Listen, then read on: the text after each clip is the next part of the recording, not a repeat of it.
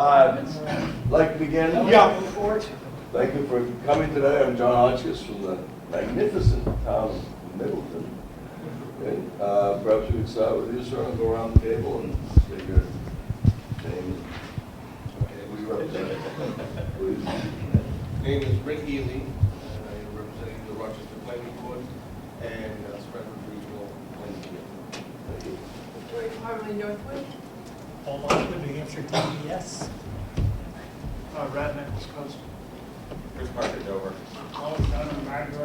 You, John Hotchkiss, Middleton. Marilyn Parton, Strafford Regional Planning. Tom Crosby, Mabry. And Comeau, Brookfield. Rick Jones, Strafford Regional Planning. Dan Comeau, Strafford Regional Planning. All right, good morning all. I'd like to begin with staff communications. Mark? Yep. I have communication to the TAC committee. April 15th will be my final day at Strafford Regional Planning Commission. I'm moving out to Colorado in late April. And I'd just like to thank everybody for the roughly 4 years of time I've had here. The committees have been great, and we've done a lot of good work. So just thank everybody. Definitely be our loss. Do you have any idea what you're doing out there or not yet? For initially, I'm gonna kind of be taking things easy. I'm gonna be working for City of Boulder, doing some trail work just to kind of integrate in for a little while. Right, And nice. need to figure out what my next career is gonna be, or if I want to go back to school. So those Okay. are two of the considerations I have. Will certainly be missed. Their gain and our loss. All right, item 3, we have minutes from the March 7th meeting. Everyone has a copy? Any discussion about it? If not, I'd entertain a motion to accept them as written. Okay. Second. It's moved and seconded. Any discussion? All right. All in favor of approving the minutes from March 7th as written, signify by saying aye. Opposed? Good. You have to sign as I was absent.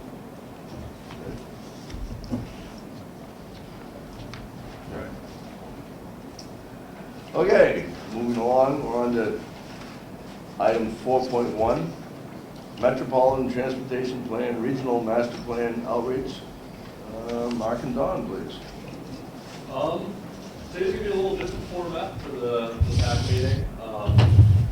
We're using this as an opportunity and using the TAC really as a sounding board for the Regional Master Plan update, the transportation component of that, and that's also going to be the kind of the body of the Metropolitan Transportation Plan update also. So we're using this as an opportunity to review some of the outreach that we've done with the public in local master plans that Greg has done actually. And then we are going to be asking for some feedback about the analysis, going through, trying to point out some of the findings that we've seen, and asking the TAC, are we doing this right? Is there anything different we have to do? And how should this information be shaping our regional master plan and also our metropolitan transportation plan? So that I'm going to jump right into things. We've done two, major efforts for collecting data from the region. The first effort that we'll be going through first and I have up on the screen is basically a matrices of transportation-related topics that are mentioned in local master plans and then other regionally adopted plans like the SEDS document, the Comprehensive Economic Development Strategy, Land Conservation Plan for coastal watersheds, coordinated plan for Strafford Regional Planning Commission. So I wanted to run through what the findings were, what this looked like kind of before we've done some of this analysis, and just talk about what we're seeing here a little bit. So to start out, I'm just going to expand all these out to give a sense of what we were working with to begin. Staff at Strafford Regional Planning Commission went through and reviewed All the regional master plans, those are all listed on here, the communities that we work with and the plans that we work with. And it wasn't just for transportation, it was for all different kinds of information, but these are the transportation-related topics that were included. And so some of these, the code descriptions on the left here, you'll notice that some of them are a little repetitive, some of them are not quite clear about what exactly it is. But this is language, and these are things that are coming directly out of master plans and other plans from the region. Moving to the right here, these are basically just a count of the number of times this is mentioned and the communities that have mentioned it. So if we look at bike/walk lanes, complete streets, 6 out of these 7 different areas or different groups that we looked at had mentioned something about complete streets or bike and walk lanes within theirs, and that's kind of how we did these. So what I've done is I've taken the ones that I thought were similar, because these were all just one big list, and you'll notice the blue lines, these are the larger groups, and so when you group them, collapse those down, and they all kind of make up bike and pedestrian. Some of them don't have multiple categories that make up what they are. So airport expansion just as a standalone, there were no other airport-related topics. Similarly, parking capacity, that was something that was just a standalone, one-line item kind of thing. What we've also done in this section, so this is the rural or the urban communities or more urban entities within the region. There's also a rural component to this, which is exactly the same thing, same process, but we're looking at the more rural communities. So I'm going to jump into the handout here. This is kind of framing our discussion today and going through how this really works. So the first thing we did, we went through all of these documents, pulled out all these statements, and started tabulating how many times these things were mentioned to use that as an indicator of how important these topics are to communities within the region. Those were sorted into 7 categories. So there were, the entire thing. There was transportation and housing choices, natural resources, resource functions and qualities, equity and engagement, traditional settlement patterns, community and economic vitality, energy efficiency, and green building. This process resulted in 39 different transportation statements. So just for that transportation and housing choices, 39 different, somewhat distinct statements were sorted out of those. I got my hands on those statements, and it was too much for me to wrap my head around, so I collapsed them down, like you see here, into these kind of larger transportation focus areas. So bike and pedestrian, economy, environment, maintenance and operations, parking capacity, things that could kind of be grouped together were grouped together to give us a better idea of what was being talked about. And so I guess the first thing I'd really like to do is go into here and just ask a couple questions. Is our urban and rural split appropriate? That's the first question that I have about this. So for the urban communities, when I was doing the urban analysis, and the reason I split these on urban and rural is I think there's different needs that are specific to Dover, Somersworth, Rochester, Newmarket, Durham than you're going to have in Strafford, New Hampshire, or Middleton, or something, one of the more rural communities that doesn't have the same population density. But I guess just looking at those communities on page 2 of the handout, is that about right? Is there an argument that should Barrington has a population of almost 9,000 people.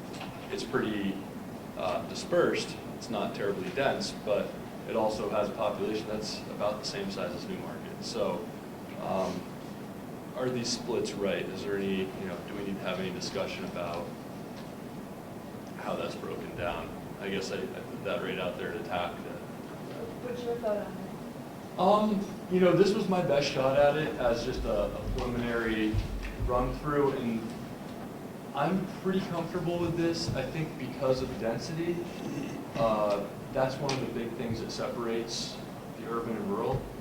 There's an argument that Farmington has some density in their little downtown pocket, but it's also kind of removed from the urbanized area, and they may have some different issues to face. So, you know, that's another one that could, you know, to me, it could go either way, but I didn't want to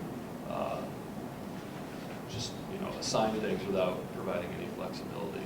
I just haven't thought, Northwood, obviously, that's not expected, it's rural, but because there's this east-west road going through it, there's a lot of people passing through, so it's really a lot more than just our local population to be considered, so. I don't know how you factor that in. Yeah. That was one of those things more based on population density and size of the community, why I grouped Northwood into rural, but that's a good point. I mean, there's a whole lot of traffic on Route 4s, you know, 14,000 vehicles a day is about average on that route. I think that's an issue that you could, you know, we could have the argument that Barrington, Lee, Nottingham even to some extent have some of those same issues, but I think, you know, Northwood, because the entire community is really along that strip, feels some different pressures from that. But are those the same as the things in the urban area, I guess, is the question. I think some of them are access management would be one of the things that, you know, it's important to both community, or to Northwood and the other urban communities. I think the breakdowns are right. I don't know that the categories maybe are the right categories. Yep. You know, rural might not be the right name for those areas, but I think the way you group them is accurate. Okay. But I also don't know that there's another, I'm not trying to suggest there's a better way. Yeah. You know, in the grand scheme of things, every place you've listed is a rural place. Yeah. You know, when you compare that, you know, New York City. Boulder, Yeah. Denver, Yeah.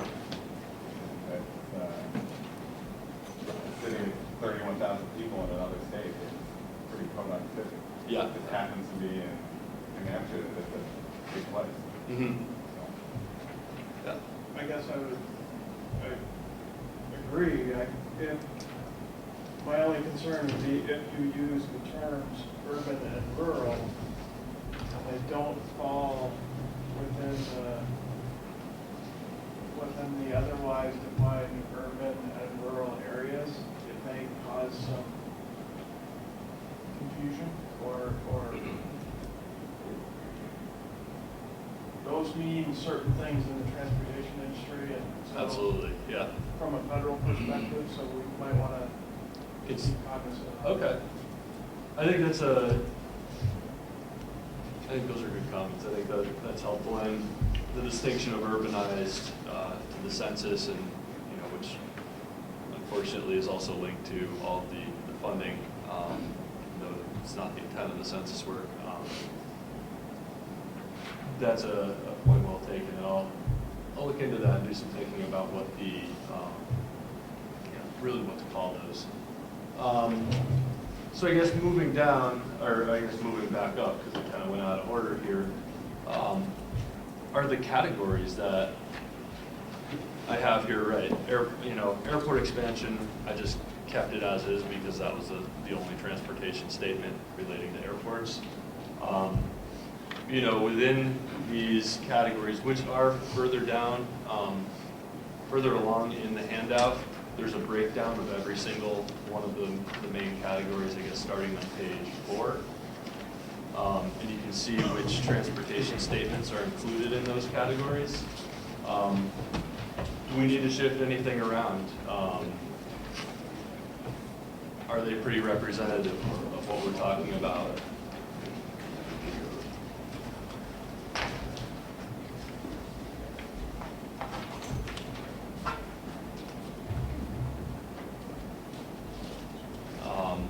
So I guess just running through them quickly, bike and pedestrian, I have 4 different statements that are included in there. Some of them are, kind of repetitive. Biking and walking paths and trails, biking and walking lanes, pedestrian and bike safety, livability and walkable communities. To me, those all fit pretty nicely into bike and pedestrian. There could be an argument that you could throw complete complete streets in there, but I think the best bit, in my opinion, was bike and pedestrian. Economy, this is one I had a little bit of trouble with. I didn't know how to logically group these things, but you know, scenic roads and vistas, thinking that it probably has a pretty big tourist impact, so it's mostly related to economy. And efficient movement of goods and services, I'd say it's pretty closely related to economy or economic development. We could certainly change those. I might add people, goods and services. But I can. That was cover the that somewhere else. that was the actual exact. I was just grabbing the exact statements that were used in the analysis, and some of them I would prefer to change what they actually say, but they're. Yeah. I didn't create them. They're just they are what they are, I guess. The environmental compatibility, obviously, I think relates pretty closely to environment. Lighting improvements, it's kind of energy efficiency, again, kind of going back to environment. Could also be considered safety, I guess. But the best fit, I'm not sure which way people were leaning when they were mentioning that. In fact, it's not even mentioned in the urbanized area. That's rural. Going down, maintenance and operations. This one was a little bit tough. Bridge improvements, maintenance of unpaved roads, and then maintenance of the existing transportation network. I think those are all pretty cut and dry, clear. Intelligent transportation systems, though, that's one of those things. Certainly plays a huge role in operations. I don't know if it has more to do with safety, emergency management, security. Again, did my best to group it where I thought it was appropriate. I guess if there's any strong feelings to the contrary, we can throw those out there. But otherwise, we'll just kind of go with what's included here. Mark? Yeah. Can you go back up to the top and freeze the title? Oh, absolutely. Yeah.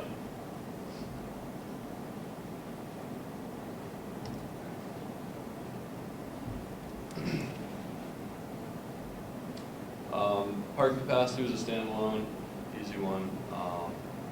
Planning was the next one. Really had to do with public involvement, plan construction, coordination and cooperation. Really thought all of those kind of made sense in planning. Safety was a tough one. There weren't a whole lot of statements in the local master plans or other plans that were really saying we need a safer roadway. 125 is an issue and we need to do intersection improvements. So really just a general statement of safety. Safer roadway infrastructure was a big one. And then incident management systems, which also can be related to the ITS systems, that it was more appropriate in safety. Now, smart growth, I think that there's a lot of other things that could also fall in smart growth. And this is kind of a catch-all for different transportation topics that are somewhat interrelated. You could probably argue that everything in here could fall under smart growth. But approximate development to existing transportation routes, I'm guessing that's some sort of economic development along existing corridors. And more specifically, I'm guessing that has to do with transit or something like that, where you have access and good access to these areas. Trying to leverage the economic development in those areas where you can get people to work. Road and design standards. Now, I don't know if that means we want 12-foot lanes or we want sidewalks and bike lanes on the side of the road. So I don't know quite what the intent was with that statement, but I'm leaning more towards we want complete streets and standards that we, ask DOT to adhere to when they're helping reconstruct our roads. Moving down, access management, I think falls in there pretty nicely. Traffic congestion mitigation, could argue there's a lot of things in smart growth or complete streets that talk about that, local communities, rural character, maintaining a rural character, strong smart growth correlation, and then traffic calming measures. This is one of the bigger areas here, the transit-related statements. Again, there's a lot of different things. A lot of these are repetitive kind of statements, but I think they all can be put under the transit-related. Just folks take a look. If there's anything that pops out, let me know. And the last one was underserved populations. But so we've kind of run through those. Now, getting to the results, for the urban areas, I'm going to collapse all these down again. Yep. Before you go on, underserved populations, Yep. I think you probably also need to add limited English proficiency. Yep. And again, these were directly taken out of Yeah. the master plans, so that wasn't mentioned in the master plans. I think you have a good point that something that certainly federal highways and federal transit really want us to be doing all this stuff under Title VI.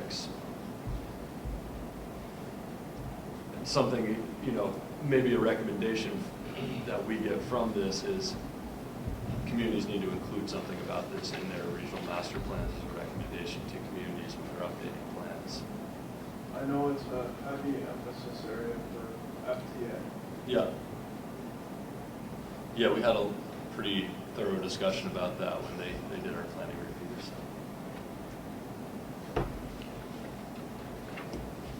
In view of kind of where we're headed as far as environment goes, resilience and adaptation probably weren't a big issue when the last plan was done. Yep. Now they'd be more prominent. Yeah. I might argue that certain things would fit under there too. Yep.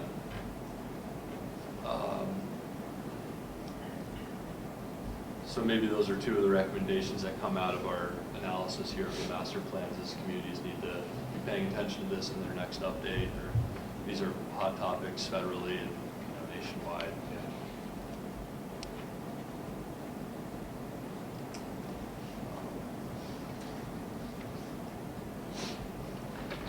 So getting to the results here. Now all these are listed on the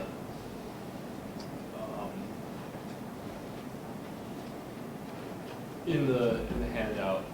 So the top thing, and this is for urbanized, I'm going to start with, and we're just going to go to rural after this. The way I did this analysis was I did a percentage of the communities or agencies, organizations that referred to a topic, to do the percentage of communities that mentioned it. I recognize there's some serious flaws with this, especially when you have some, of these primary categories that have 4 or 5 different things, statements underneath them that make them up, and so it kind of skews things a little bit. So you'll notice that parking is, I'm going to jump over to this actually. Parking is number 1 because the highest percentage of communities referenced it. And I think for urbanized communities, or more urban communities, that does make sense. I think that's something that's important to a lot of the communities. I know Durham, Dover, parking is always a hot topic, and I think maybe even a parking garage going in at some point pretty soon in Dover. It's been something that's been talked about for a little while. I don't know if it's the most important thing in the urbanized areas. It was a single line item. There weren't 5 or 6 different categories, so I'm not sure. I thought it was interesting and really good that underserved populations were recognized by the urbanized communities as one of the highest priorities in their region, according to their master plans. Bike and pedestrian came in 3rd, and then transit came in 4th. And those were all pretty important topics, I think, overall. Safety was a little bit lower down, and then maintenance and operations and smart growth were kind of pulling up the back. And I didn't include all of them. Some of them were really low. Airports, for instance, I think there was one community, it was Rochester, because they have Skyhaven. No other community talked about airport infrastructure. So I didn't include it into the summarized responses. If you go into each of these categories, so underserved populations is a good one. Of the responses that we received, referring to underserved populations, 40% of them talked about ADA. 33% of those responses were talking about accessibility for elderly and diverse age groups, and then 27. There's a pretty balanced, I guess, level of need between these three different things. One that would be a little bit different, if we look at maintenance and operations, minimizing undue financial burden, funding mechanisms was the one that was most talked about by communities. Existing transportation network maintenance, intelligent ITS, and then it really drops off pretty significantly till, maintenance of rural roads obviously isn't going to have anything in there. But these, just to be clear, these are within each of these categories, the percentages. So it's not a universal percentage, it's just within maintenance and operations. So if you add these numbers up, you're going to get 100%. If you add these numbers up, you're going to get 100%, but it doesn't refer to the universal picture here. I'm going to jump down to the rural responses just to give a sense of what was important in the other communities. Rural was a lot different. It's kind of interesting. Safety was number one. I think that has a lot to do with some of the commuter routes that run through the communities and some of the issues that we've seen along those commuter routes. Environment was another big one for rural areas that really didn't even show up on the urban radar as far as in the master plans. Economy and economic development was pretty high up there. Smart growth, maintenance and operations fell a little bit behind that. But as you can see, the underserved populations, transit-related statements, which were really high in the more urbanized areas, really took a backseat to some of these other topics. Mark, how do you address that in the plan?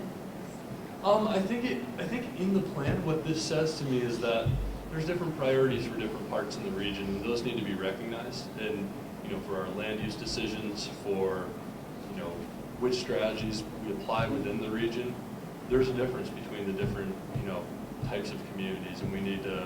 I think that's one of the best things this does is it highlights different priorities for different areas, and we need to, I think, be respectful of those. It's not necessarily a one-size-fits-all solution for the whole region.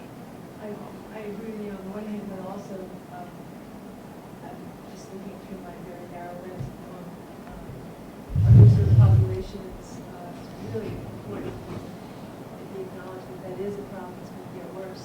Yep. That people are going to need, other ways to get where they need to go as they get older. If they don't have the money for a car, whatever. And also the need for planning. Yep. Some towns just don't really get it. And I think that's something, like we talked about, limited income proficiency and climate adaptation. This may be a result of communities having updated their plans in a few years, and so that problem really wasn't on people's radar 10 years ago. But now we're starting to, with the solar tsunami and all these different terms, that's becoming a major issue. And Brad can speak to it. It's costing us a whole lot of money to do these paratransit trips and some of the other trips, and something we're going to need to start addressing. And I think that's, again, one of the things we can pull out of this is, hey, this wasn't on our radar before. Now we need to start paying attention. Yeah, there are ways to say that. Yep. And so I'm gonna, go through this pretty quickly. First on smart growth, access management was really highly rated for the smart growth related things in rural areas, which I thought was great. Something I think today would probably be even further up the list. And maintenance and operations, pretty similar. Bridge improvements really, fell to the bottom. And I drew some conclusions out of that, and I don't know if they're accurate, but I guess my guess of why that is happening is roads are easy to understand. You hit a pothole, something like that, your car gets shaken up. Bridges are a lot different. We drive over bridges every day. Probably the people in this room understand that bridges, number one, they're incredibly important for our economy, but our region has a huge percentage of red list bridges, and it's a major focus and issue for New Hampshire DOT and, the Regional Planning Commission. We recognize it as a major issue, but, there may be a communication issue or something, an educational issue, getting that down to the communities on a community level. Maybe it's that the state maintains most of the bridges or DOT maintains most of the bridges, so communities aren't paying attention to it. But I think it's a major thing we need to look at. Mark, how up to date are all the master plans? I don't know, Greg, you went through most of these master plans. Yeah, off the top of my head, I couldn't tell you when they were all done. I could certainly go through and pull that for you if you want. I'm gonna guess mid-2000s, early Yeah. 2000s is I don't think there's the, anything in the 90s. I think it was all after 2000. Okay. I'm just curious how much they reflect current condition and current thought. Yeah, I think that's a pretty important statement because, either communities need to do some updates or this might not be capturing what's important today, Yeah. even though it's stated as what's important to the community. A follow-up on that is, did you look at the whole master plan or just the transportation section? This is the transportation, these are the transportation elements out of the whole master plan. So we have a bunch of data on, all different kinds of things, and Greg, you can speak to that. Also, you did There's this a work. whole bunch of categories that came with the Granite State Future Protocol document, I guess you call it. And we basically went through all the master plans and pulled all the data that correlates with all of those topics. And Mark just went through that large list and pulled out all the transportation ribbon. I guess the reason I asked is because some of the stuff that I know Dover was not marked out for, I know is in various chapters. It might not directly have been in the 2000 chapter of the master plan, Strafford Regional Road. But I think some of them are in the 2005 addendum that we did, and the 2007 addendum that we did. And a couple of the items I know were in our 2012 vision statement for the next round. Yep. Which kind of gets to the disjointing that Brad was just talking about. I wrote a note to myself to go back and sort of double check some of these and let me know. Yep. My memory isn't always as great as Brad's, but. Yeah, I think it'll be interesting to go back and take a look. It will be interesting to go back and take a look. The one that jumped out to me was planning. I know that our transportation chapter says we should solicit public input for every plan. Mhm. So for it to not come up there, that was the trigger one. Yeah, and that's one of the things about planning in here. There isn't a solicit public input on, the public involvement, the transportation planning process, but. I was soliciting public input, not public involvement. Oh, I think it would be. I would just think because there's so many statements, 39 statements, that would seem like it would be one particular statement because that's a strategy for outreach, and I think that's a good strategy for outreach that I'm surprised it's not broken out, but maybe we had an old version of something. So we're going to move on here to the next piece of outreach and analysis we've done. This is our local outreach process, where we had staff that went out with our table and our tent and went to a bunch of different events, and then we also put a bunch of these listening boxes out around the community, around the communities in the region, and solicited input from the public directly. So this is really, the first one was looking at what communities had stated in their policy. This one's really looking at what people are talking about in the region, what they think is important. So once again, this was for all kinds of things. It wasn't just focused solely on transportation, we did our best at pulling out which ones are focused on transportation. So our process was essentially, we collected the information in the listening boxes from the public. We assembled it into a massive matrix, and I've done a similar thing here. This is the raw data for the transportation-related stuff. It's not for any of the other things. I think there's probably 120 or 130 different codes. You can see over on the left here.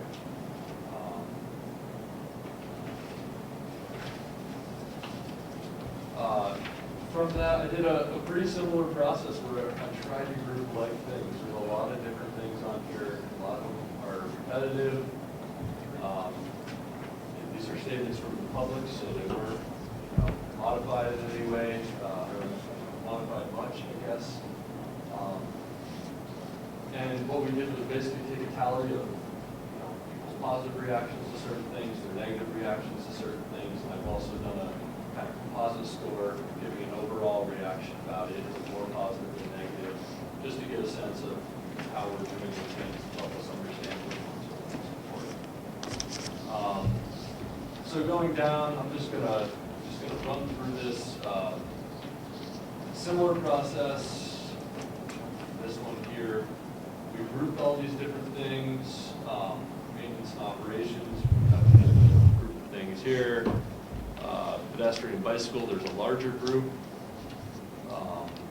Transit, an even larger group of statements kind of relating to transit. A couple of congestion, one about rail, one about parking, one about funding, and then a few kind of, cleaner streets. I don't know where to put that, just some, maybe I don't know where to put them. Safe. Who's the one person that likes tolls? That likes what? Tolls. Oh, I don't know. I'm not sure. There's actually 3 statements relating to tolls and funding. They all work there. Was that? Yeah, they must. I like paying them. So, this is our list. I tried to group things into kind of logical things that are statements from the public. You'll notice there's not a whole lot about safety in here. The public's not. It's not what they're focused on, I don't think. I think that's something policymakers are more focused on, making sure that we're not having fatalities. I don't think people think of it it's not the first thing that comes to mind anyway, unless you're, getting off X-8 in Dover or something where you have to navigate between entrance and off ramps all the time. The top. Yeah. This is a rural and urban together. Yeah, this is just composite, everybody thrown into the same bag. We don't know where these statements came from. They're, from all over the region. It's just a big agglomeration. Well, and excuse me, Mark, actually we do. So Do we? every comment is located to a date, an event, and a location, and a topic. So you can cross-analyze that. Okay, the information I got didn't have any of that background information, but you probably, yeah, I suppose we could if I had that. I guess. So we did a poll just for transportation related. We could have done a poll based on the date of the event or the location of the event. Okay. A lot of these events were regional events, like the Apple Harvest Day and the Beanhole Bash. They pulled in people from all over the region and outside of the region, so. Okay. That's helpful, I did not know that. So I'm going to jump back over here. I guess starting with the thing we had the most responses about in general were transit-related statements. The 2 major ones were route expansion and schedule expansion. It looks to me like people are pretty happy with the route right now, the routes that are available. I think that says a lot about the coverage that we have between Coast, Wildcat, C&J. We have pretty good coverage of the areas with the high enough density population to actually support transit in the region. There is some needs improvement there also, but overall there's a, more of a positive feeling on it than a negative feeling. The next one down, the schedule expansion, there's, we had one response that really liked that. Far more people thought that needed improvement, and I think that really gets to the frequency of the schedule and funding, really. I mean, if you don't have the funding to support higher frequency service, you're not going to get higher frequency service. We can't run transit in a deficit. Is it, sorry, Mark, is it just frequency expansion, or is it also, is there's also days of the week? And maybe days of the week also. I think, Saturday, Sunday, people trying to get to work on those days, having a tough time getting to work perhaps. It's not clear from the question. My assumption, I guess, was frequency, but I also understand the weekend schedule expansion. The other major one here was I'm going to say intercity transit, interregional transit, and people would like to see a little bit more of that. Is kind of what it looks like here. We don't have a whole lot in New Hampshire. It's tough to get from, as a kid, you can't get from Lebanon to Concord on a bus. You just can't do it. It's a pain in the butt. Just is what it is, but that's something that I know in this area we've been focusing on. You can get to Boston now. You still can't get to Concord from here on the bus, but you can go to Manchester coming up pretty soon. The next most results, or I guess responses we had were related to pedestrian and bicycle things. These are really repetitive categories. I think you group the top 3 of them here into one. To me, it looks like sidewalks, bike lanes, and paths and trails are kind of all one bigger group. And it, the overall sentiment, the composite score is a strong negative out of 52 results. 36 of them wanted more, infrastructure, more safety measures. People want these things in our region is basically what that tells me. Maintenance and operations. This is really where the road maintenance and the bridge maintenance is pretty glaring, and maybe it's an educational issue. Everybody wants road maintenance. That was by far the highest response total we got. Bridge improvements were really not talked about a whole lot by the public, which is,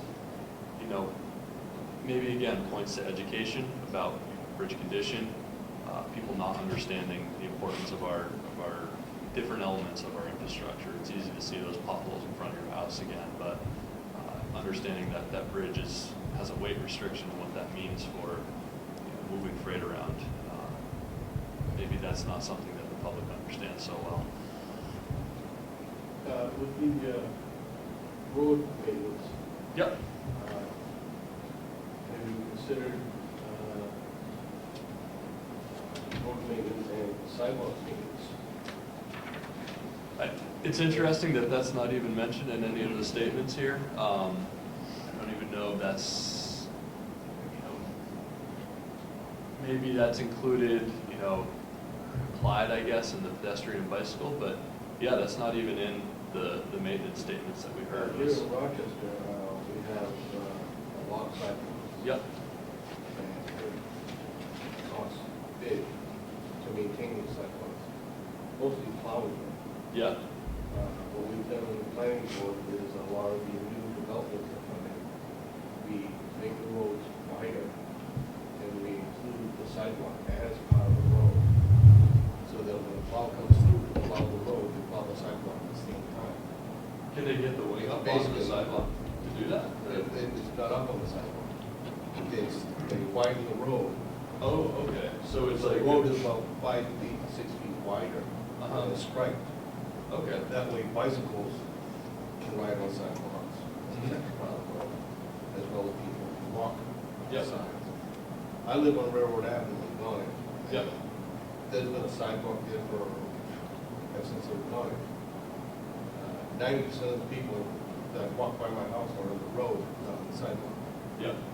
I don't quite get that, but I've seen that problem on Wakefield Street in Dover on occasion, or maybe it's the Washington Street extension where people are running on the road rather than on the sidewalk, which is frustrating. and we've seen times.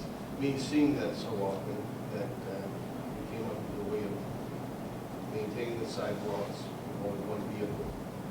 Yeah, which, And the cost is, for the developers, the cost falls on the developer. And then the maintenance, of course, once it's inside over the city, is basically just plowing and striping. yep, yep. I've heard about that in some private developments, people using that strategy,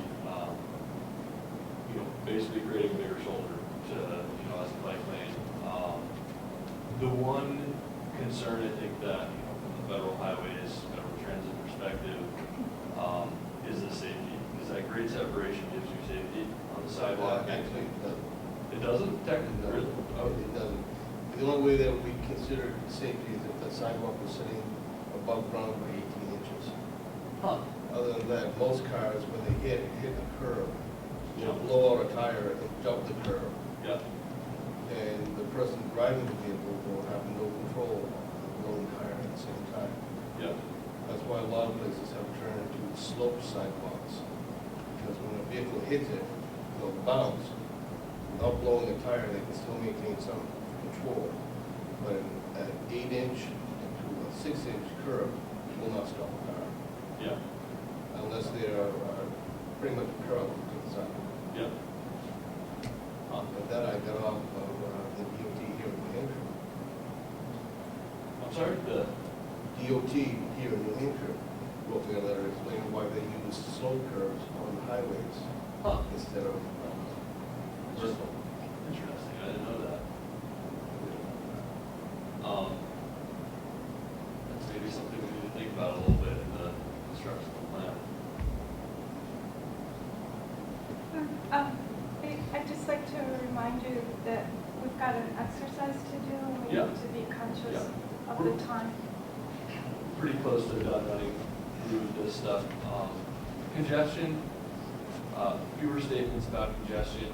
We don't, I know there's times of congestion in our region, but in comparison to areas with true congestion, Metro DC, San Francisco, and Boston, we don't deal with a whole lot. There's some roads, 108, at times getting on to Route 16, there can be some congestion, but overall it's not, the largest issue in the region, I would say. Only a few statements about passenger rail, a few statements about parking, mostly we need more.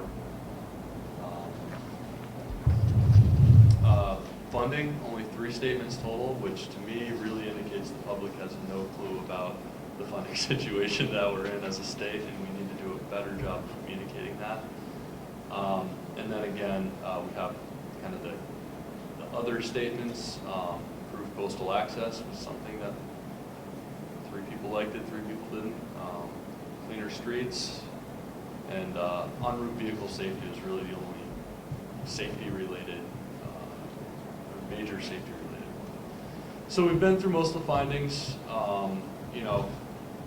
Overall, there's a positive set of responses about route expansion, which is good. I think that it shows we have pretty good coverage. I think frequency and maybe expanding the schedule a little bit might be something that we need to focus on with transit if possible, if there's funding available.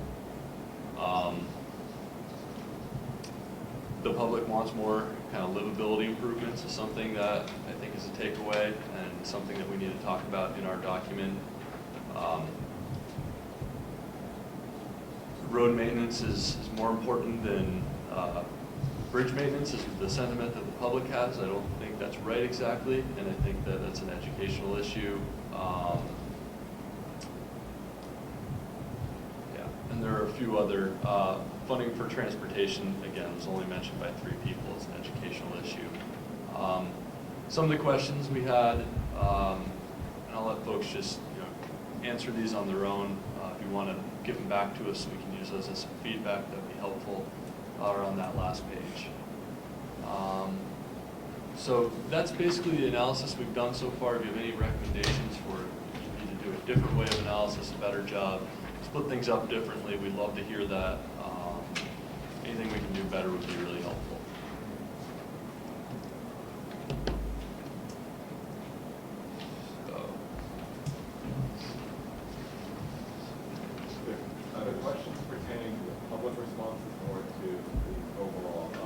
I think they could pertain to both. Yeah, the public responses is really what they were focused on initially, but I think both would be, would probably be good. It's hard to make any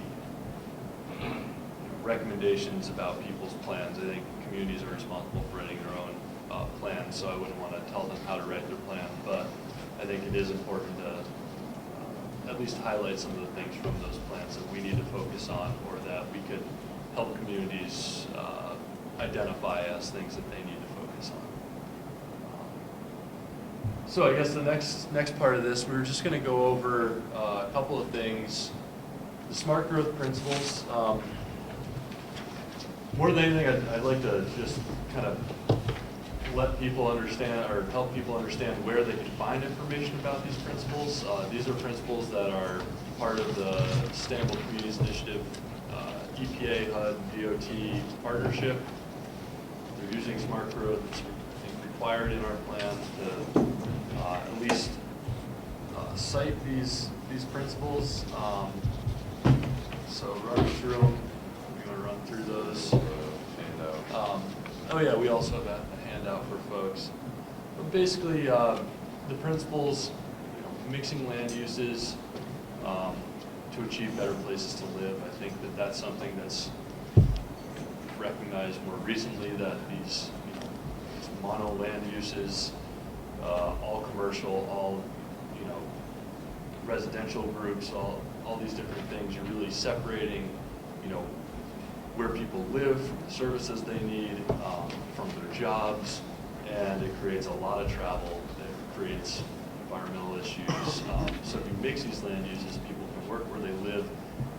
Generally, from what I understand, communities can increase their tax revenue from a mixed-use parcel of land. I think an acre of mixed-use land is worth far more than a single residential or something like that on there. Compact building design, I think where appropriate is really important. So I think Dover's done a really good job with their form-based code in the urban core, and really looking for density in the core, trying to move away from some of these more, decentralized ways to build. Walkable neighborhoods, a range of housing opportunities, and not just creating one type. We had a nice presentation about that at the commissioners meeting last week. And yeah, folks can go through these on their own and take a look at what these are. These are driving our metro plan.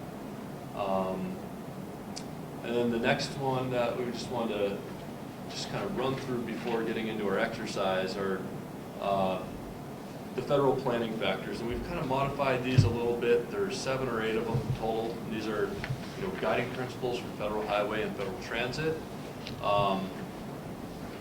Dan and I have grouped a few of them that we think are they make sense to group. But just running through quickly, economic development, or supporting economic competitiveness with transportation improvements is one of them. Safety on the transportation system. Security, which is different than safety in the way that you're talking about incident management, making sure that the transportation system is safe for all people to use. The park and ride you're using has some security measures, so feel comfortable with it. The environment, we're talking about air quality, energy use, water quality, and land use, and how that relates to transportation. Access, mobility, and connectivity. Now these are really combining, splitting some and then combining others. So connectivity is its own principle, but we've kind of combined that with access and mobility. We split people and freight in the federal planning factors. Those are kind of grouped together as one thing, but I thought, access and mobility for freight is a little bit different than access and mobility for people, or they're 2 kind of distinct topics. And then the last one is preservation and maintenance. And yeah, the preservation and maintenance, really promoting the management and operation of the system. That one is a grouped one also. There's a management and operations and then preservation. But combining those are all functions that the district really takes care of. So the operations of our highways, making sure that they work smoothly on a daily basis. Somebody plows the snow, somebody maintains the, mows the side of the road. And then the preservation and maintenance is really getting to the guardrail replacement, putting a top coat of new pavement on, doing those other things to make sure we're getting the longevity out of our investments.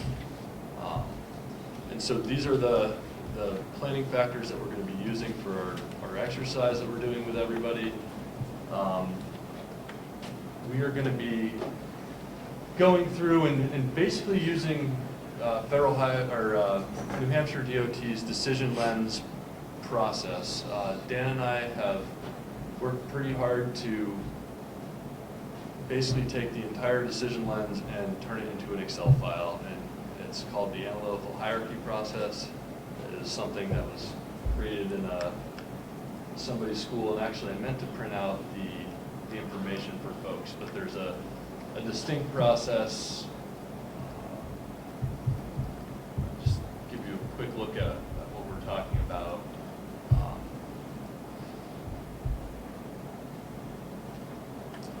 This is what it's based off of. There were a few errors in this presentation, but I can print it off for folks. This is decision making for multiple criteria, and it gives strength of each decision relative to the other decisions.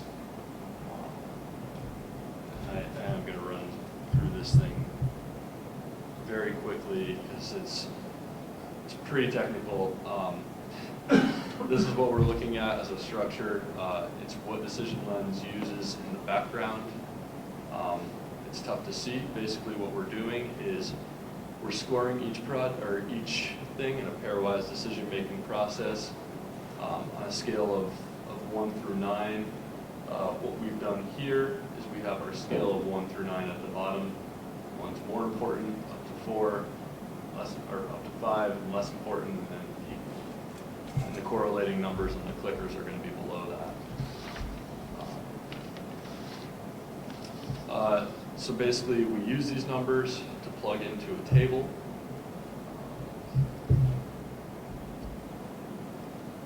And this would be the table that we're using. Plug in a number here, gives its reciprocal over here, and then, through a kind of complex set of measurements, we go through and we get a result about what's the most important information. And this is exactly what they use in decision lens. So it's the exact mathematical process. Same algorithm? Same algorithm, same everything. Actually, I use the information that Professor Santu or something used, and he was the creator of decision lens. And I can provide information about where to find that. So essentially, we're going to go through and do the first part of this. We're going to plug this information in after this meeting into our matrices, and it's going to spit out results. It is a little bit of a black box project or process because there's a lot of statistical analysis that goes on within that. The math that I don't want to do on my own, so I let Excel plug in the formula and let it do its thing.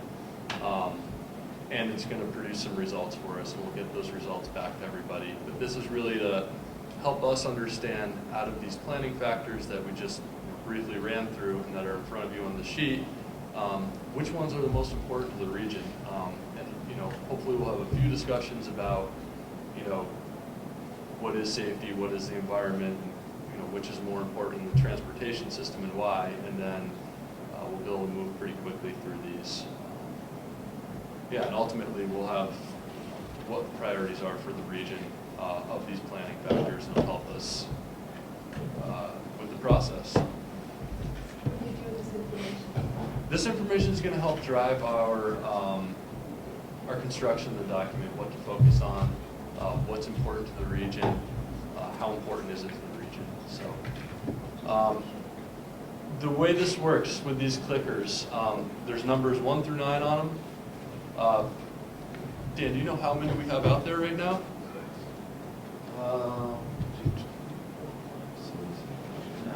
Okay, so when we get 9 responses, I'm gonna close the polling and we're gonna move to the 8. Okay, we're gonna move to the next question. So, you can hit a different number if you want to, if the number you chose isn't right. Underneath, these are the numbers that correlate with the score. So on your clicker, these are the numbers you'll use. So if you want to say equal, you need to hit 5. If safety is less important or environment is more important than safety, you need to hit 6 through 9. So basically, you think these answers that relate to environment being more important are on the right, safety are on the left, and just it works like that. So the results will show after the polling is closed on each of these. So there's a graph that will pop up in the background and kind of go from there and save the results. Do they have to click hard or smart?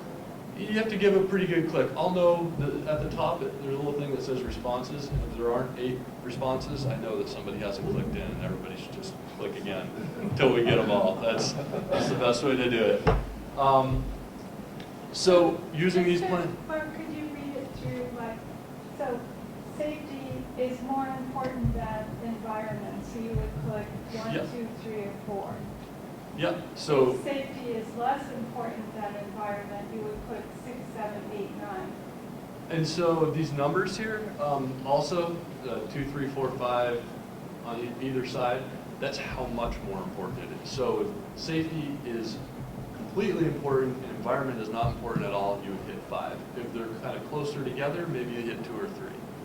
If they're closer to equal, You'd have 1. Hit 1.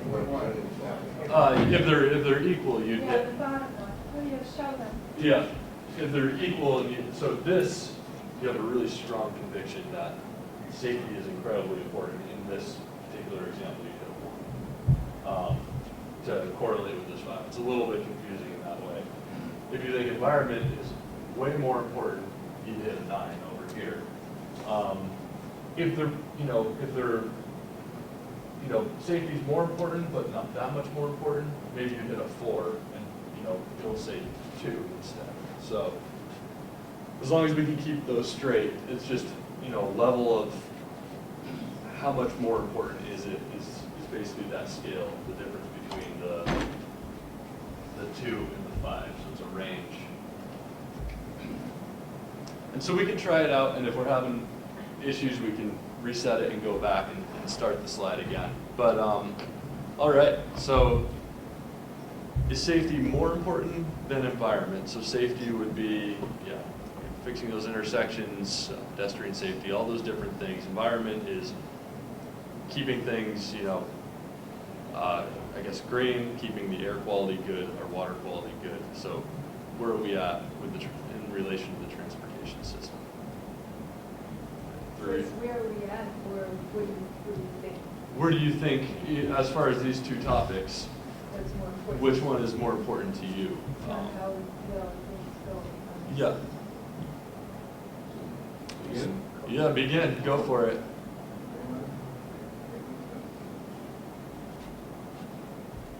And if you want to have a discussion about any of these, or maybe after we'll have them.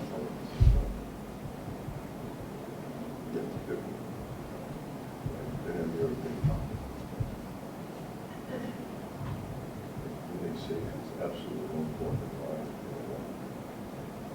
If you think safety is somewhat more important, think safety is a little less important. All right. It looks like we have 8 responses. I'm going to close the polling. So in this situation, we had 5 votes for the safety is somewhat more important than environment. I think that's, that result makes sense. We certainly have a discussion about these. We have 21 of these to get through. We need to compare everything once. So, yeah, people are comfortable, I'll move on. Otherwise, we'll stick with talking about this. All right, second one here. Safety versus security. So security, think cameras on bridges, ITS, incident response. Safety, again, safety. So, What is disaster preparedness? I think that goes a little bit in both. I think security, so that, you can mitigate those before they happen. You can respond to any major issues, but the safety is, these are kind of fuzzy ones. Even with federal highways, they used to be one category, and now they've split them into two. This is really fuzzy. Yeah. Yeah, and even the first one, obviously I want to be able to drive home without dying. Yeah. So safety's pretty important. On the other hand, if I took a long-range approach, I'd go in a clearer environment. Yeah. So, Yeah. it's a little simplistic. Yeah, and we've gotten into some pretty big discussions. I know at DOT when we were doing our, pairwise comparisons for the 10-year plan, trying to figure out state of the, of good repair as important as air quality. It's a really tough question. Safety and security, we feel much safer when we're secure. Yeah, absolutely, yeah. The safety and security, they're sort of all mixed into one. Yeah, I think so. In a lot of cases, federal highways has made it separate. They've said, this is how it is. This is by far going to be the toughest one right here. Yeah, so I'm sorry, I have to say something. So security for a motorized and non-motorized users. So there's a car going down the road, and the security of that car, they're worried maybe about bridge security.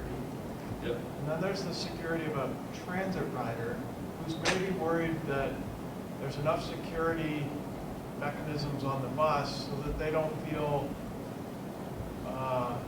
insecure. Yeah.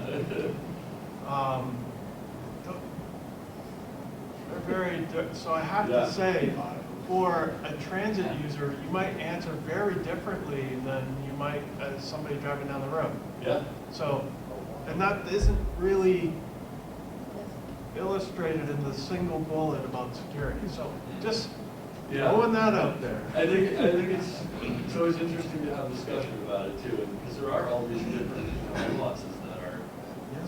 Then what about security of the cameras on the highways? Yeah. Does that add safety? Because in effect you're being, I don't know. Some people would contend that takes away their safety because their privacy is being invaded. It's really up to people. So we're waiting for two responses. well, don't go shopping then. Don't go into Walmart. Yeah, don't use your credit card. Because you videotape as soon as you walk through the door. Yeah. All right. Still waiting on two. Everybody just click your response again. Wait on one. Mark, is your intention to have a discussion on each one, or to kind of vote and discuss later? We can vote and discuss kind of simultaneously. Okay. I'm going to try to keep things rolling, a couple minutes per, tops, just because there's a lot of slides we need to get through. All right. Also, you can change your vote right up until the polling closes. So if you Yeah. want to, during the discussion, you can certainly change your vote. Yeah, and so this one, again, we're leaning a little more towards safety, but a lot of them were equal because I think we all recognize there's some challenges with making one general assumption. So if you look on your sheet, this is, I don't know if we can move the left part. Oh, okay. Oh, all right, this is good. Can we move it? No, here we go. Let's put it down here. So safety versus access, mobility, and connectivity. And I think this one, for freight, yeah, you should keep that in mind. These are all for freight. Again, if you have good access, mobility, and connectivity for freight, and it's not on the highway transportation system, you probably are improving safety. So there's some things to think about here. And I would say, just so folks know, access is that last mile to getting to where you need to go. Can you get into the shopping center you're delivering your goods to?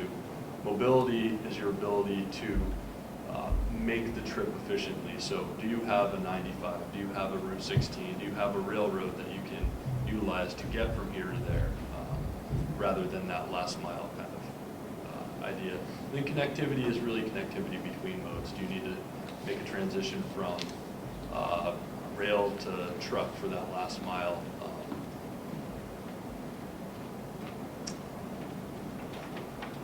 One more.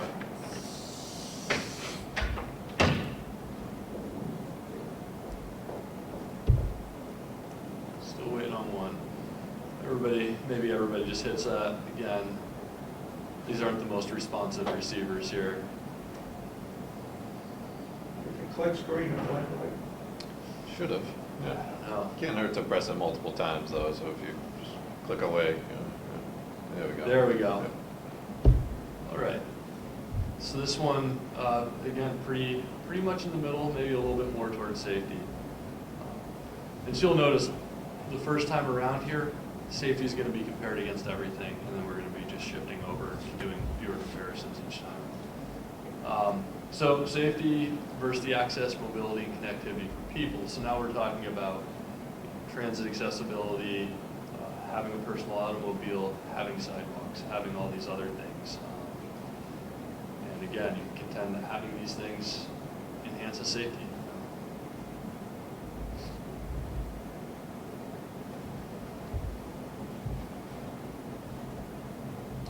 Waiting on two. Hit one.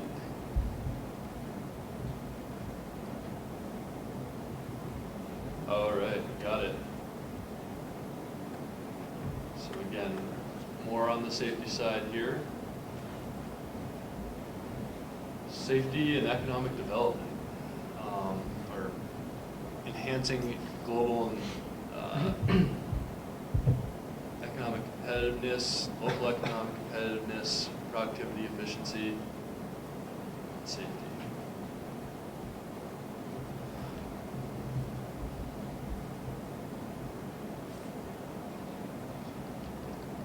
So one more after this for safety.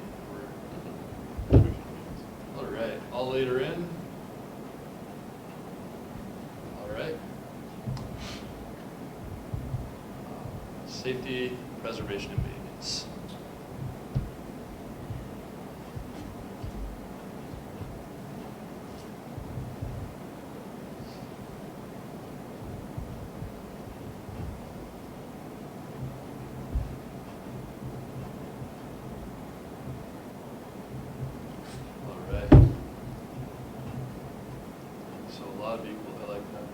So this one's much more balanced. This is interesting. And I guess just the trend I've seen so far is safety is the most important. This is the same trend that we have with, across the state with all different groups of people. So that's pretty consistent. So now we're going environment versus all of these different things. So environment and security is the first one.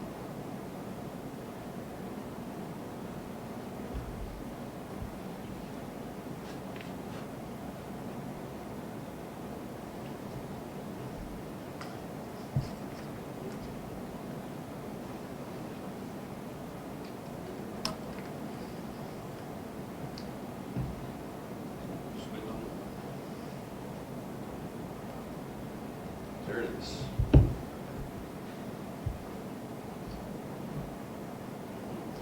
Another interesting thing we can do with the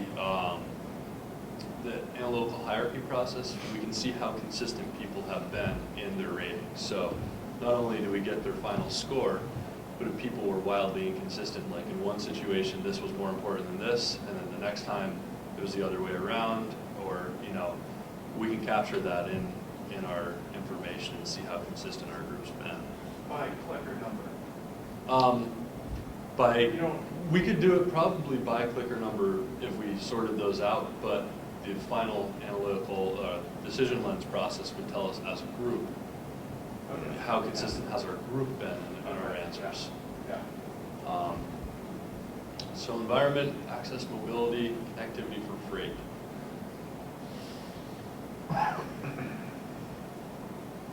So you can change your. Yep, you can change your vote once you put it in. Just click a different number. So you hit it a few times just to make sure, because sometimes the receiver has a problem with a bunch of responses coming in at once, so just kind of keep pressing it. Yeah, I think you can only handle one at a time. Yeah. All right, this is pretty clear cut. Now for people. And we'll send these results along to everybody. We're all done here. It'll probably take us a day or two to get our information sorted out and analyzed. Just waiting on one response.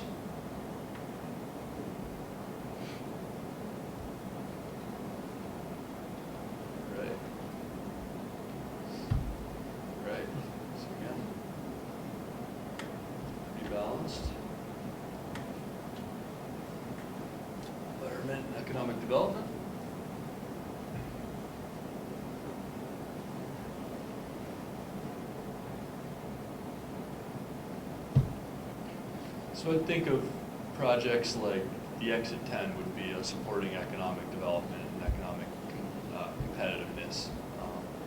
That would probably be, also impacting the environment pretty negatively for that project. So these are the types of things we're talking about.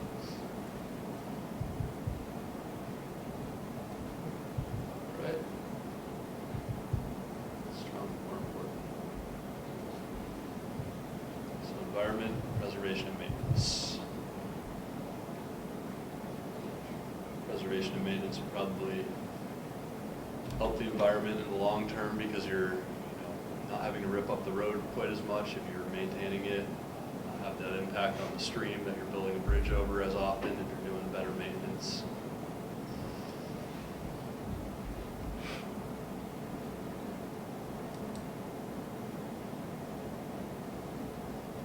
Right. Interesting.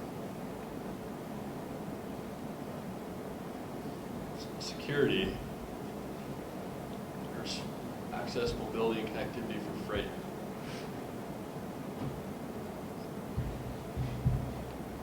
You mean the new, like, LNG facility? Yeah. Put it back on.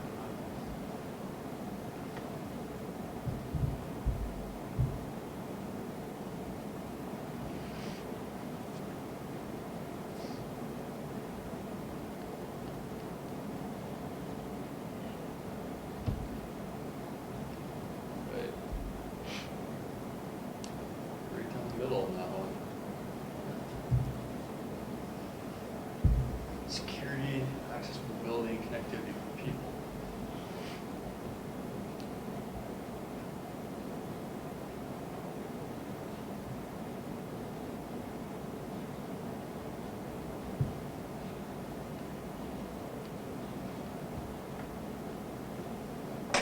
Right.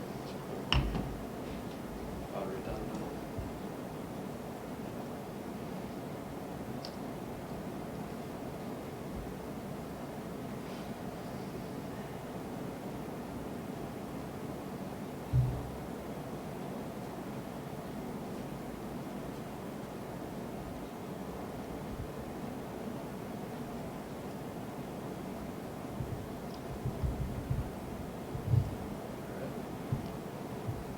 Security one.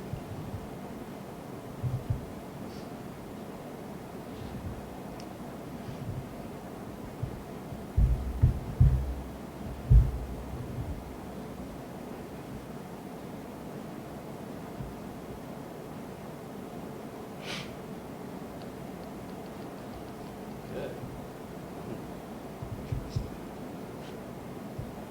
Balance again. So this is freight versus people. It's more important to have.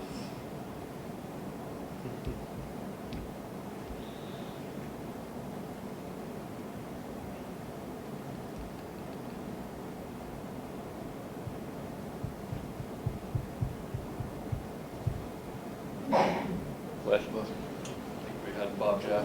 Question? 5 for freight.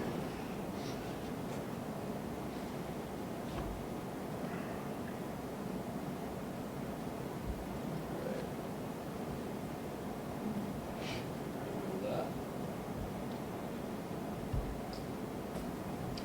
Freight and economic development.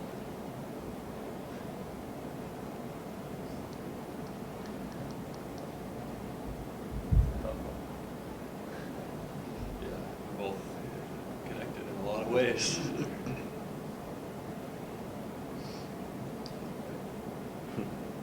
Yeah.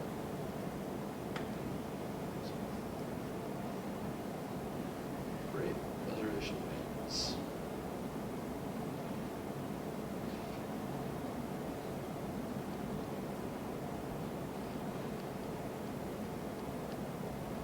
All right, we're done.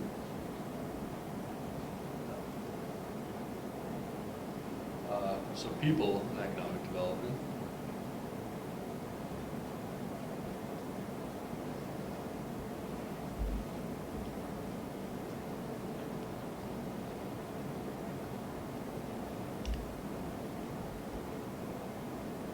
Okay.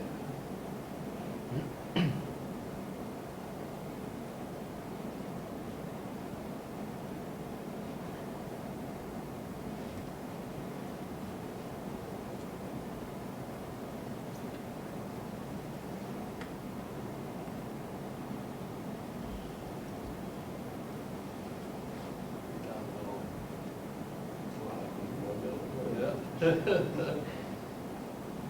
maybe our last question here.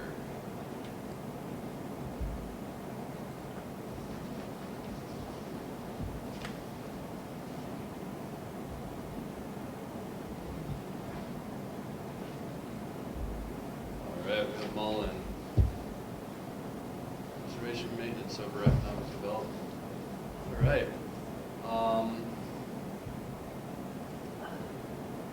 Save. That's the most important thing I can do is save that session.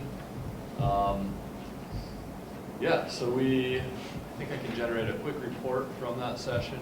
I'm going to save this first so we can refer to it. Oops.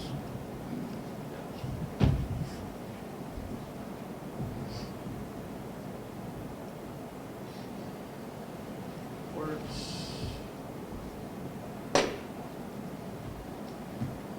So we have our results by question. We've already seen quite a few of the answers just on the screen. We'll just kind of run through, take a quick look at our responses folks want. Just a general comment. It seems that if you show the results after each question, you become influenced about trying to vote like other people. Yeah, actually, that was why we didn't show the results during the question, because that was the other option. As people are clicking in, habits start to change, but we didn't want that information penetrating out before people were making their choices. But yeah, I guess You quickly learn after seeing results. I better not hit 1, I better not hit 9. It's never used. Yeah, I mean, I think those are really strong statements too. If you to use 1 or 9, you're like, that's not important at all. Yeah. If you say otherwise than any of your other ones, shows inconsistency in the way your feelings are. But I think there is a little bit of a learning curve just to doing this process. But ultimately, it's pretty interesting, and I'm really looking forward to throwing these into the I guess analytical hierarchy matrix and seeing what the results are from that, about what these results tell us about what's most important or how people feel about different things. So yeah, I really appreciate it. We can print this information out. I can definitely print out one of those, the PowerPoint of what it is, how to do it. We also have the detailed technical methodology for, these are the actual equations being used in here. Some of them get pretty intense. So this is just talking about the different degree of importance that we went through. But also, these are, you can start to see some of the equations we're using. It's pretty complex. Thankfully, Excel has these built in already, so we don't have to do them ourselves. Yeah, that's pretty much all we have for the meeting today. I really appreciate everybody taking the time to give us some of this information, give some feedback about the analysis we've done thus far.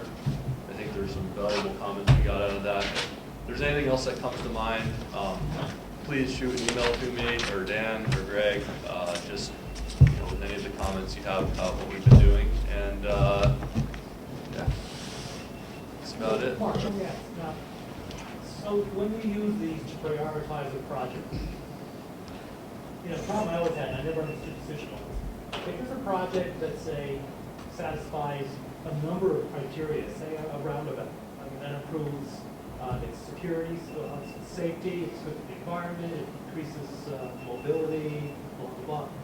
And yet, that project might rank low in each category, and yet it satisfies several categories. Does that put it ahead of a project that ranks high only in one category? So what we've done here, if you think about it this way, this is the first half of that decision lens process. So the first half was, how do we assign weights to these different categories going across so that, if it satisfies, these things that are more important to us, but not these things which are less important to us, what scores go in there, and how do we weight those scores. The second part of it is actually using those weightings and creating the score for each one and scoring each project. So you then use your, now we've weighted our criteria, how important is each of our criteria. Now you can apply those weightings to your score on a project that you run through the criteria. So that's Kind of multiple score ratings are applied. Yep. it is. This is first to understand your criteria, and then the next part of it, which we've actually, Dan and I also created for the 10-year plan. We created that second half of it, which was that decision lens. This is it right here.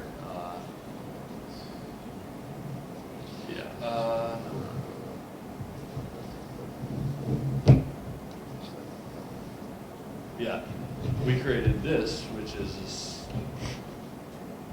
is the DOT's version of it. No, it's in here somewhere. But essentially, it's how you do those rankings. It's gonna be in that one. But so you plug in scores, and then they automatically apply the weightings and all the different things to them, and then adds them up. So we've created both halves of the decision lens now. The cost benefit in my mind is just skewed because you have inexpensive projects win every time. It's basically, it needs to be broken up into categories, between $0 and $500,000, between $500,000 and $2 million maybe, and then $2 million to $20 million, and then you have projects that are a completely different world when you're having Sarah Long Bridge, which is $160 million. It's going to lose a cost benefit every single time to anything else. So even if it's a project that's more important. So there's some definite flaws with the process. But this basically takes the politics out of it. Yeah, that's the goal. It's to make everybody give an honest opinion. Do you think this is more important than this? And you're just going through, and then once you have your criteria, scores and weights, as long as you're scoring objectively the project itself, is the bridge going to, improve air quality? Probably not. You're going to have the same delay. It's still 2 lanes. It's, so you can objectively kind of score the projects, and then you've already set what the weightings are. So those are going to really determine how high the project actually scores. I guess, I agree with all that, but there's, to me, before you can go through and score a project, there's a tremendous amount of education that has to go on to understand all the different ramifications of a project, where you might go in and look at a project from a particular angle and completely forget about the other aspects that need to be considered. So that's, to me, that's, and I've always thought, when we're reviewing projects at the regional level, I've always wondered, do we really have enough information as TAC members or policy members to really make that judgment call? We have a lot of information. You all have a lot of information. You relate as much of that as you can to us. But I oftentimes wonder, especially the last round, we're talking about which bridge do we fund one versus another. I don't know those bridges. Yeah. I don't know those communities. I have no basis upon which to really make that judgment call, or I have very little, let's put it that way. Yeah, but I think this is something we've already talked about in the past, but if your criteria that you're initially weighting, like these criteria for the pairwise comparison we just did, if they're not the right scale, if they're not the right way to judge a project, then even if you score a project, like the transit projects didn't score really well, it's because the criteria was wrong. Right. And, that's one of the fundamental flaws of this process. I think in the future, if we get, if we can group projects into types, so transit projects, bridge projects, and then have a scoring scale specific to that project type, I think we're going to get a lot better overall ratings of projects. I would agree with that statement. The problem is when you have a project that can compete in multiple different funding categories and would compete, you know, a transit project can compete against a highway project under certain programs. Yep. And it's still apples to Yeah. kumquats. Yep. It's not even close. And then, like you were saying, when you're scoring the project, actually understanding the actual importance. You can have 2 red list bridges that are 40 feet long and the same width, the same poor condition, in 2 different locations. And, you know, how do you say Route 9 is more important than 202? You know, I mean, that's just it's a judgment call.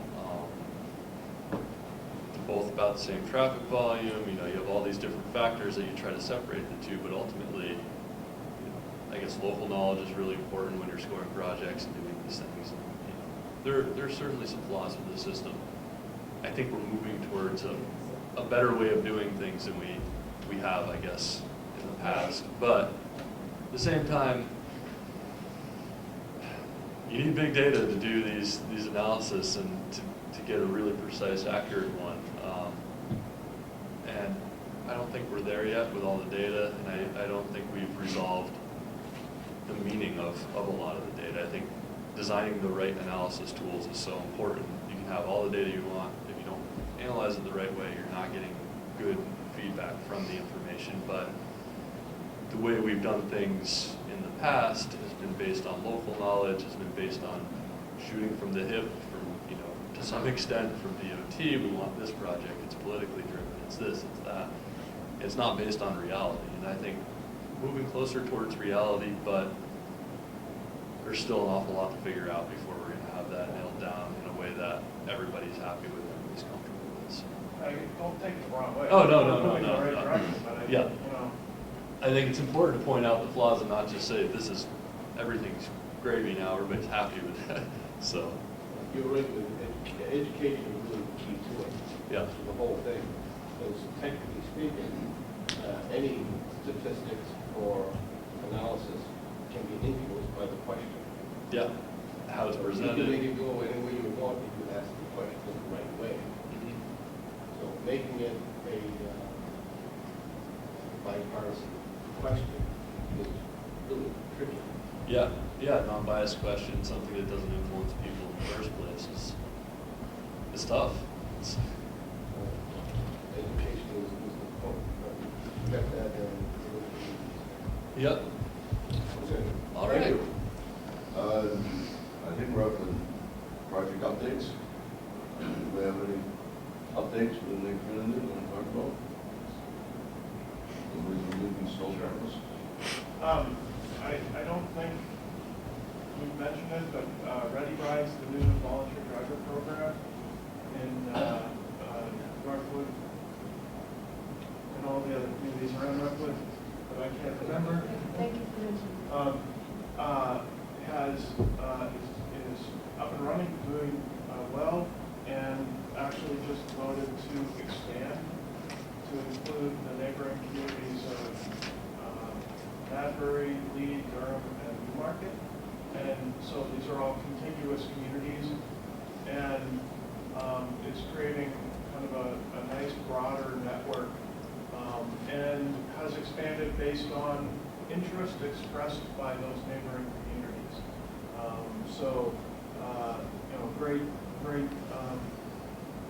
Great to see that launch successfully and also now grow. Brad, are they affiliated together? Because I know the one in Northwood got started. Yep. And then the one in Durham got started kind of merged. Yeah, so the Ready Rides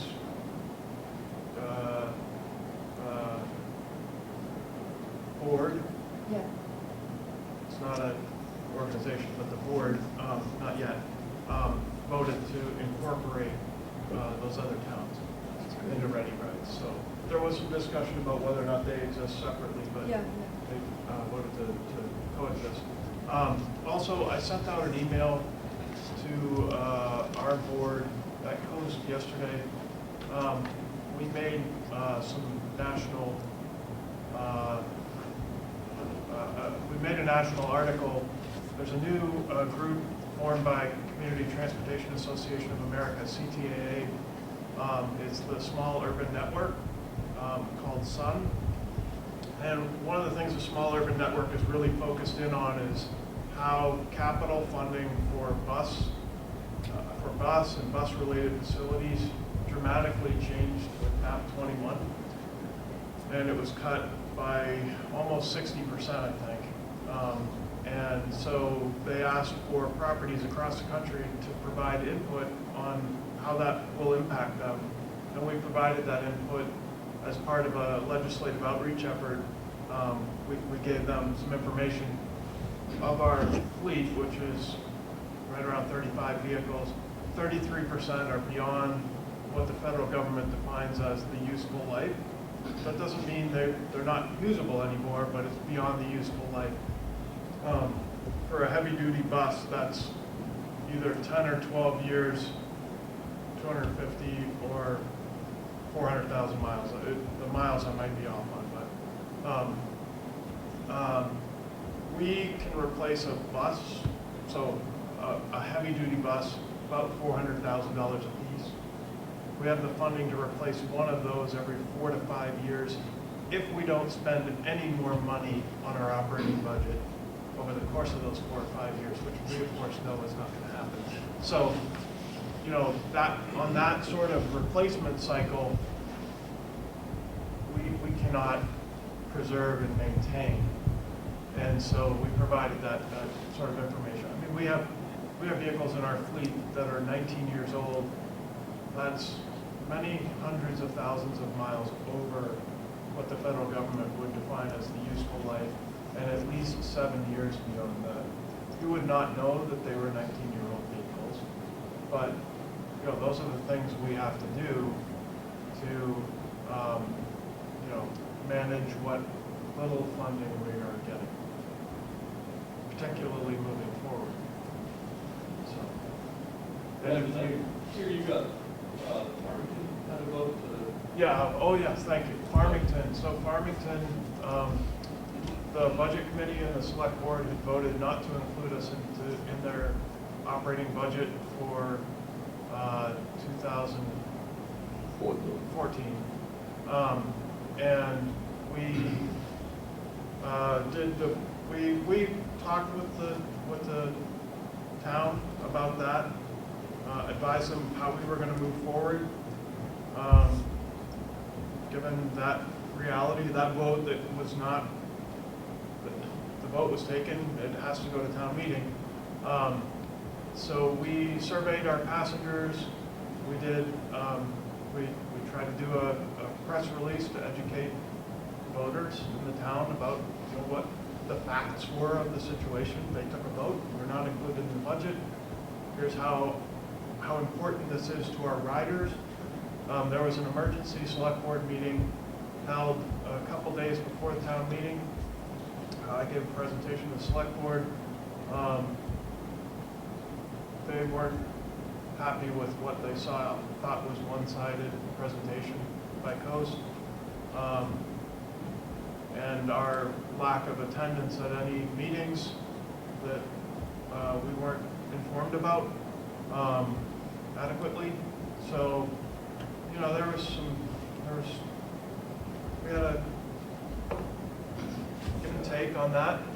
Town meeting a couple nights later, there was a vote on Coast funding, 78 to 20, I think, in favor of funding Coast. Because the Coast and the library both were repeat discussion items at town meeting with pretty strong landslide votes in favor of. So it was nice to see the towns vote, understand the importance of the service and vote to support it. So. Good. Thank you. Anyone else? Yes. How much funding were you asking for? We were asking for, we asked for funding in two different, we had two request letters. One was for our traditional funding support for Route 6 and our 88 paratransit service that goes along with Route 6.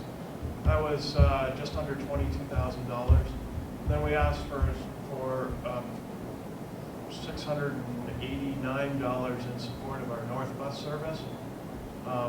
They didn't vote back in the funding for the North Bus service, but they voted back in the funding for Route 6 and 7, or for Route 6 and that ADA service. We only had one community that voted in funding for the North Bus. It's our first time that we requested funding for that. We'll probably look to support that in other ways in order to be able to continue it. Now, Coast is also up at Wakefield too, correct? Yes, Coast is in Brookfield. Yep. 2 years ago, we had somebody show to Yep. ask. Nobody showed up this year. To To request funding or discuss it, even discuss the service. I videotaped all the meetings this We year. didn't have much, we had a letter that came through. Yeah, yeah. Explained And very well. Right, and what we'll do is we'll do a letter Yeah. of request, and we'll ask in that letter that should there be meetings where we need to attend to speak about our project, please let us know. We cannot keep track of all of the communities that we service, and when there are meetings, in Farmington, the complaint was we didn't show up to the meeting. Well, if you look at that meeting agenda, I would have no clue whether or not Coast was going to be discussed at that meeting. So, I'm sorry, I had no idea that that was going on. I need some help from the community to say, hey, listen, we're going to be talking about your funding. If you want to attend, just want to let you know. We get that from many of our communities. Not all, apparently, but many, we do. We get that courtesy. We will show up. You tell us we need to be at a meeting, we will show up. Well, perhaps the commissioners could step in and, fill in for you to, bring the information to. But I notice a lot of the towns on their agendas, they never really post what's going to actually happen in the meeting. They use the same form every single meeting. So, I don't know, maybe there has to be legislation or something that says that if you want to be on the agenda, and you write a letter, maybe the letter should request that you're put on the agenda. That way, you're sure you'll be on the agenda. Because I think the people should choose a town meeting if they want to. If they don't know about it, they're not going to vote. Right, yeah. Okay, thank you. All right, anyone else? Project updates. How about other business that we haven't discussed yet? Anyone for citizens forum? Outside of our organization? Yes. What about the Jones Brook Dam? Is that something we can talk about here, or? I'm certainly well versed in talking about it. I don't know, is it something that we cover here? It came through DES and in conjunction with Fish and Game. I'll give a brief synopsis. Jones Brook is a brook that kind of divides Middleton in half, ends up eventually down in Milton. In 1990, Fish and Game, in conjunction with Gadabout Gaddis, dammed up a portion of it to create about a 19-acre pond exclusively for fly fishing. Very nice. And Gadabout did some shows there and was well received. Due to the poor design of the dam, it breached in 2005. It was taken 9 years to have Fish and Game convince everyone that we needed to rebuild it. So Fish and Game has the pond, but DES has the dam, and they have decided to rebuild it. They had a public meeting recently in Middleton, and they're probably going to have one in Middleton as well, since we are both downstream, and they wanted to let us know of any possible floods. Oddly enough, there's two types. I understand the 100-year flood, but there's also a sunny day flood, which sounds like an oxymoron to me. But I think they're talking about an ordinary flood. All right, and then they can tell how much water is gonna be at what point through the miles of the brook as it runs through town. It was not a meeting to say, should we do it, but more of a meeting, we're going to do it, and here's the information. I understand your concern since this pond sits on the border between Brookfield and Middleton. Not very accessible unless you don't mind walking in half, 3/4 of a mile on a dirt road. It's a great place to go fly fishing if they ever get hooked up again. Their plans are to start after snow goes. They want to increase the size of the pond from 19 acres to 20 acres, so they're going to remove 1 acre of woodland. And then by the end of this summer or fall, they will have reconstructed the part that breached. Hopefully the design will be better than the last one, which only lasted 15 years. And then at some point we'll have fish back in there. I don't know if the fish are going to be able to swim upstream into it, or whether they'll, Fish and Game will come up with a way to restock it. I know Fish and Game has fish hatcheries, but they have an interesting way to capture native brook trout. They take electricity right into the stream, and it temporarily shocks the fish. They come up to the surface, they grab them in the net, move them up to the other side of the dam, and then they survive, yeah. It's an interesting way to do it, you know. The Sunny Day flood. Right?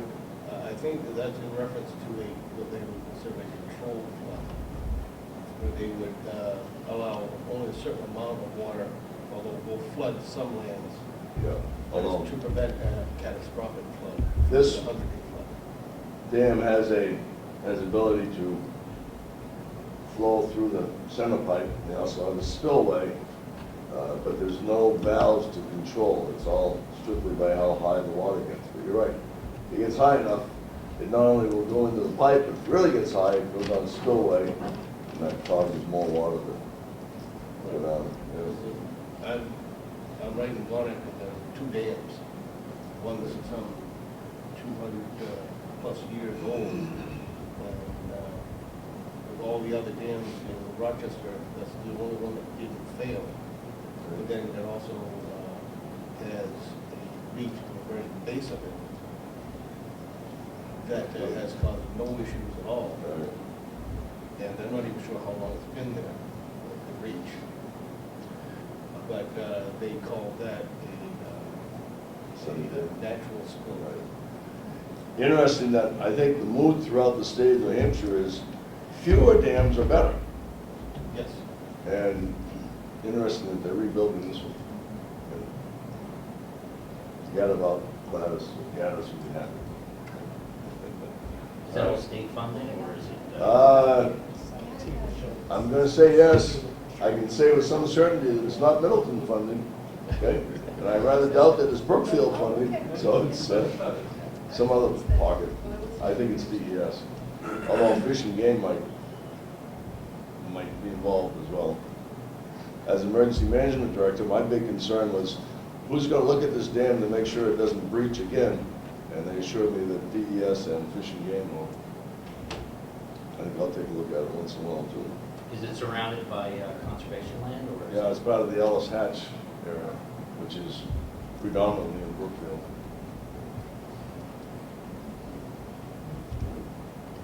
All right, anything else for the good of our organization? That's it. Well, I'll entertain a motion to adjourn. Is there a second? Second. All in favor? Aye.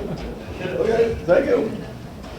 Oh, these are souvenirs, right? We can take these? These are working on TVs. Right? Yeah. Yeah, probably have to have.